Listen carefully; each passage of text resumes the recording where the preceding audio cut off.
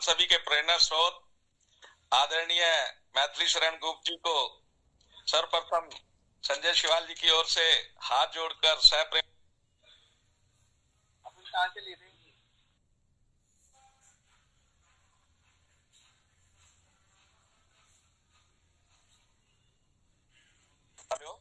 हाँ, अभी अब आपकी आवाज आने लगी। हाँ। और इस मीटिंग को अटेंड कर रहे सभी 42 क्रांतिकारी साथियों को जय हिंद, जय भारत। साथियों, ये हम सब लोगों का नसीब है कि हम लोगों को जो मार्गदर्शक मिले वो मैथिली शरण गुप्त जी जैसे मिले। और एक छोटी सी कहावत है कि रखो हौसला वो मंजर भी आएगा और प्यासे के पास चल के अब समंदर भी आएगा, लेकिन तुम थक कर मत बैठ जाना है मंजिल के मुसाफिरों, क्योंकि अब मंजिल भी मिलेगी और मिलने का मजा भी आएगा। वाह, बहुत बढ़िया।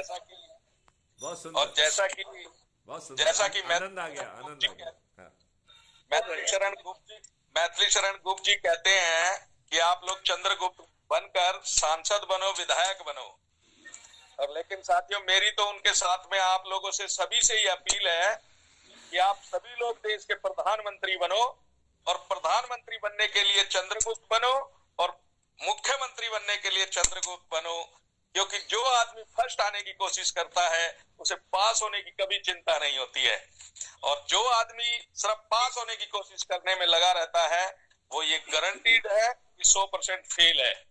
और साथियों, जैसा कि अभी हमारे होस्ट डीजीपी मैथिली शरण गुप्त जी ने कहा कि अभी कमजोर समय है तो उसका फायदा उठाया जाए, और जब तेजी आ जाएगी तो बहुत सारे लोग हमारे बीच में से छूट जाएंगे जो हम लोगों के पीछे लगेंगे। तो मैं भी आप लोगों से आग्रह करता हूं कि अभी कमजोर वक्त का फायदा उठाइए और इन तो काले चरित्र के नेताओं को, राजनेताओं को अपने चंद्रगुप्त बनकर राष्ट्रीय सतर के, राज्य सतर के, मंडल सतर के चंद्रगुप्त बनकर इनको पछकारा जाए।